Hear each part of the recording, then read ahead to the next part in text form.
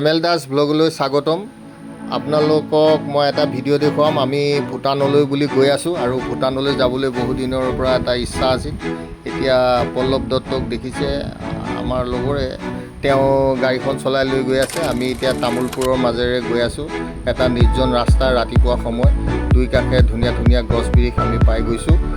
আৰু এতিয়া আপোনালোকক আমি ভূটান এণ্ট্ৰি হোৱা দৃশ্যটো দেখুৱাইছোঁ। আমি ভূটানৰ পৰা পাৰ্মিশ্যন লোৱাৰ পিছত আমাৰ গাড়ী আগুৱাই গৈ আছে। একা বেকা পথেৰে পাহাৰৰ ওপৰলৈ উঠি আছে। টাৰ্ণিংটো আপোনালোকে দেখা পাইছে, নিট এণ্ড ক্লিন ৰাস্তা। আৰু সেইকাৰণে ভূটান চাবলৈ দেশ বিদেশৰ পৰা অনেক মানুহ আহে। ইয়াৰ পৰিৱেশটো বৰ মনোমোহা। আৰু এতিয়া আমি গৈ গৈ ভূটানৰ এখন বাণিজ্যিক চহৰ পাম। সেই চহৰখনৰ নাম হ'ল চানদ্ৰুপ জংখাৰ। চানদ্ৰুপ জংখাৰ এখন বাণিজ্যিক চহৰ আৰু এইটো ভূটানৰ গেট বুলিব পাৰি। ইয়ালৈ বিদেশী পৰ্যটকসকল আহি ইয়াতে থকা হোটেলবিলাকত ৰাতি থাকে আৰু তাৰ পৰা টেক্সিৰ ব্যৱস্থা আছে। এতিয়া আমি ইয়াতে প্ৰৱেশ কৰিছোঁ ভূটানত। আৰু ভূটানত গৈ পেলাই এনেকুৱা ধৰণৰ আপোনালোকে বহুতো দৃশ্য দেখিব। ভাল ভাল ধুনীয়া ধুনীয়া অট্টালিকা আছে আৰু ইয়াৰ প্ৰায়বিলাকে হোটেল হয়। ইয়াত এটা বৌদ্ধ মন্দিৰ আপোনালোকক দেখুৱাইছোঁ। বৌদ্ধ মন্দিৰটো আপোনালোকে দেখা পাইছে।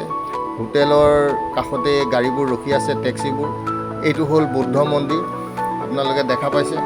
আমি এতিয়া ভূটানৰ ৰাস্তাৰ মাজেৰে গাড়ী চলাই গৈ আছোঁ। এইটো এটা বৰ পৰিষ্কাৰ পথ হয়, আপোনালোকে চাব পাৰিব। ইয়াতে ডেইলি মাৰ্কেট হয়, বিভিন্ন বস্তু সামগ্ৰী ইয়াতে বেচা বিক্ৰী হৈ থাকে। আৰু এতিয়া দেখিছে ইয়াৰ পৰিৱেশ কিমান নিট এণ্ড ক্লিন। এয়া হোটেল হয়। এইখন হোটেলতেই আমি এতিয়া আহাৰ গ্ৰহণ কৰিম। আৰু ইয়াৰ পৰা আমি এতিয়া ভৈৰৱকুণ্ডলৈ ওলাইছোঁ আৰু ভৈৰৱকুণ্ডলৈ আমি গৈ আছোঁ। আৰু ভৈৰৱকুণ্ডৰ আপোনালোকক যিটো দৃশ্য, সেই দৃশ্য দেখুৱাইছোঁ। তাতে এটা প্ৰাকৃতিক পৰিৱেশ, এটা ধুনীয়া মনোমোহা এটা পৰিৱেশ পোৱা যায়। কহুৱা ফুলি আছে বৰ্তমান, শৰৎকাল। আপোনালোকে চাওক, এইটো ভৈৰৱকুণ্ডৰ এটা ধুনীয়া ৰাস্তা। আৰু এই পথেৰে আপোনালোকে যদি আহে কিমান ভাল লাগিব। এইখন এখন খৰস্ৰোতা নদী, ভূটানৰ পৰাই ওলাইছে।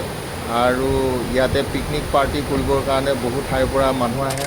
বিশেষকৈ অসমৰ পৰা বহু মানুহ ইয়াতে আহি উপস্থিত হয়। আৰু এইখন দলং, এই দলঙৰ তলেৰে খৰস্ৰোতা নদীখন বৈ গৈছে।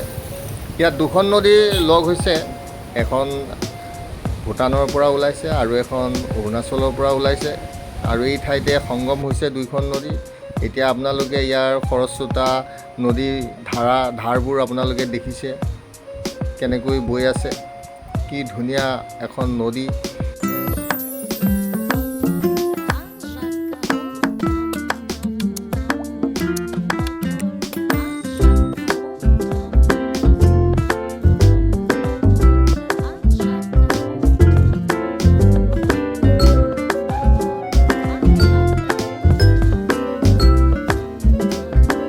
বৰ্তমান মই এখন দলঙৰ মূৰত থিয় হৈ আছোঁ আৰু দলংখনৰ তলৰে দুখন নদী লগ হৈ একেলগে বৈ গৈছে। আৰু সেই দৃশ্যটো আপোনালোকক মই দেখুৱাইছোঁ। আৰু ইতিমধ্যে আমি ঘৰলৈ উভতিবলৈ ওলাইছোঁ। এতিয়া আপোনালোকে দেখিছে কলীয়া ভোমোৰা দলঙৰ ওপৰেৰে আমাৰ গাড়ীখন পাৰ হৈ আহিছে। এটা নৈসৰ্গিক এটা ধুনীয়া দৃশ্য। এই দৃশ্যটো উপভোগ কৰিব। যদি ভিডিঅ'টো ভাল লাগিছে তেতিয়াহ'লে লাইক কৰিব, শ্বেয়াৰ কৰিবলৈ নাপাহৰিব। চেনেলটো ছাবস্ক্ৰাইব কৰিব যদি আগতে ছাবস্ক্ৰাইব কৰা নাই। ভিডিঅ'টো চোৱাৰ বাবে আপোনালোকক ধন্যবাদ জনালোঁ। Thank U.